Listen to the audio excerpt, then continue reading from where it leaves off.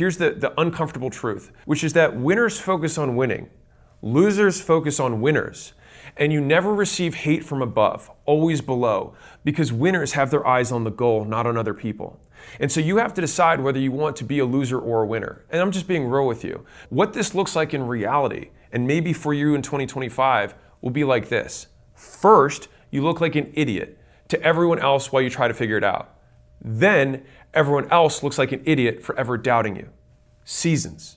And so everyone takes a different amount of years to stop giving a fuck about what everyone else thinks. And if you're going to get there eventually, you might as well start today and enjoy the benefits longer. So if I'm 85 years old, I think about what that man cares about. And that man cares about very, very little.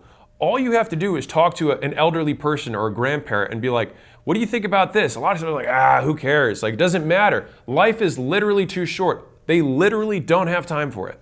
And so I think to myself, if that's the ultimate version of me, if I'm going to get there eventually, and that's what the wisest people think after having the most life experience, then why would I not try to cheat code that into today and then not have to go looking back from 85 and think, man, I wish I knew then what I know now. Look forward to 85-year-old self and say, I am going to choose to learn the lesson I know I'm going to learn and act as if I knew it today. Because the difference between them and you is that what they consider work, you consider life. And so you have to accept that you have a fundamental different understanding of how life works. And I believe that is a more accurate view of reality. The reason that the rich can get richer is because they see the world differently than the poor. And so it makes sense that if your poor friends don't see what you see, that they see through the lens of poverty. And all my goal in life is to be able to see reality more accurately. And so in the beginning, you have to develop this armor, this thick skin around people saying those little snide comments of like, you work too hard, you're too obsessed, you have a toxic work capacity, and why are you working weekends? Why are you working late nights? You're not, like, this is not worth it. They're not paying you enough for the work that you do. All of these different things, because eventually that armor on the outside actually just becomes one with you and you don't even hear it anymore. Because I can promise you that those people who were in my life decades ago, they're just not even, I don't hear those claims anymore for two reasons. One, because my reality changed so drastically that they couldn't say anything. And secondarily, they're just not in my world anymore. I was only able to get here because what they deemed acceptable, I deemed intolerable. How far you go in life, I truly believe this, is based and predicated only on one thing, which is your actual standard. And so I believe that the person who runs any company or runs any division should be the person who has the highest standards. And if there's ever a day that someone has a higher standard for acquisition.com than me, they should run this instead of me, because they would be the one who's best serving the company. And so the person who should have the highest standard for you is you. And so it makes sense that they have a lower bar, but why would I listen to their bar on my life? I think that that standard is the one thing that rich kids get from rich parents more than anything else. Is because they have an expectation of life. They don't accept opportunities that are below that standard. And so they actually get their huge leg up on the pick, on the vehicles that they choose to pursue. And so one of the tougher parts, if you're not from an area where people make a lot of money, or you don't know anybody who's a super successful entrepreneur, is that you basically have to borrow someone else's measuring stick. And you have to say, is this the standard that Elon would pursue? Is this the standard Bezos would pursue? Is this the standard Jobs would pursue? And if it isn't, then why are you doing it? If you want to be like them, then act like them. If you want to be like your friends, then you can act like your friends, but don't be surprised that you have what they have, or lack what they lack. If we're thinking about elimination, we're eliminating bad friends and tangentially their opinions about you that are affecting your behavior. So the next thing are what things are playing interference on your time and your attention. All right, so I would say opinions of other people are affecting your behavior and your decisions. I think that your environment affects your efficiency of behavior. So think about how much more you get per hour of output. If you can't sit still, ignore notifications, and focus on one task for 8 hours straight, never expect to build anything great. And as uncomfortable as that is, it's also the truth.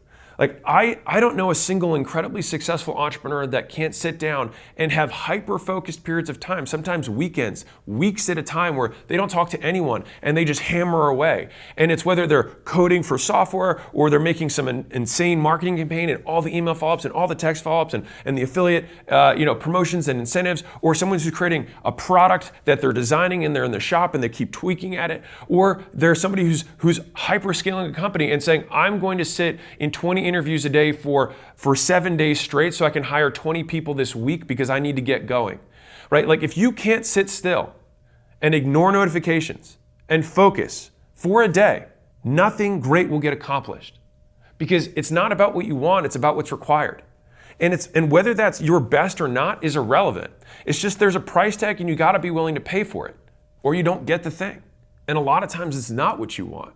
And I spend a lot of time trying to dispel the concept of like follow your passion, because I think it leads more people astray than it helps. Because it's very easy for someone who's successful, who's already delegated tons of things, to only then focus on their area of genius and then say, here for my seat, do what I do. But there's a very big difference between doing what someone does and doing what they did to get there. And I think this is what's lost in a lot of the content that I see in the entrepreneurial space. And to be clear, whenever I'm trying to get to the next level, I often have to take on things that I don't know how to do. And I have to learn how to do them, which means I have to suck for a period of time. And sucking sucks. But the thing is you have to be able to embrace that period of time and say, like, this is the cost of greatness.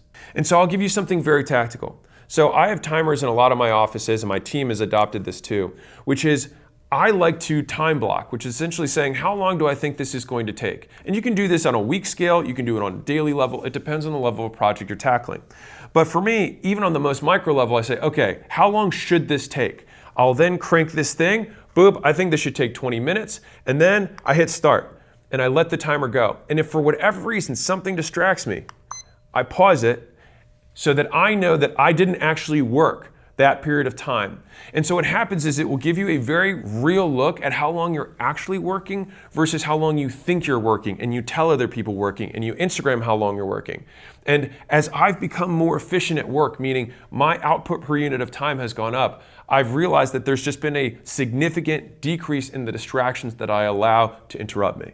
Again, if you want to stay focused, staying focused is not like zeroing in and saying, I'm going to do it just like I'm going to just zoom in on this thing. It's more that focus occurs when you remove everything else. What's left is focus. And so Jerry Seinfeld has this famous process that he talks about with writing. And I think writers are also wonderful people for talking to for deep work, because it's the nature of the work they do. One of the things that he did, and he has done for years for his stand-up so he can script it out, is that he locks himself in a room that has no windows and it has nothing but a yellow notepad and a pen. And he tells himself that he has to go in that room and he doesn't have to write, but he can't do anything else. And so what ends up happening is that writing occurs as a default. And so focus kind of works the same way. You eliminate everything else to create focus. You don't try and push harder while also having these disruptions. So there's 3 easy ways that I make my phone less distracting. The first is I switch it to grayscale. And so grayscale decreases consumption across all people by 30%-ish, and that's research backed. It's pretty cool. The second thing is turning off all notifications across all apps on your phone, because you never want your app to be dictating when it's convenient for the app to disrupt you. Like, how ridiculous is that? But we let apps have that permission. Most phones and people want to push notifications to you. I want to pull them when it's convenient for me. The third thing is other people. And so I have a mode on my phone where no one can get through.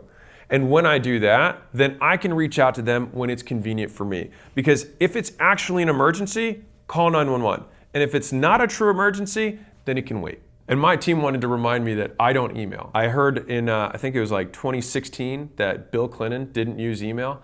And I was like, if he's the president and he doesn't use email, I cannot use email. And so my team doesn't contact me via email.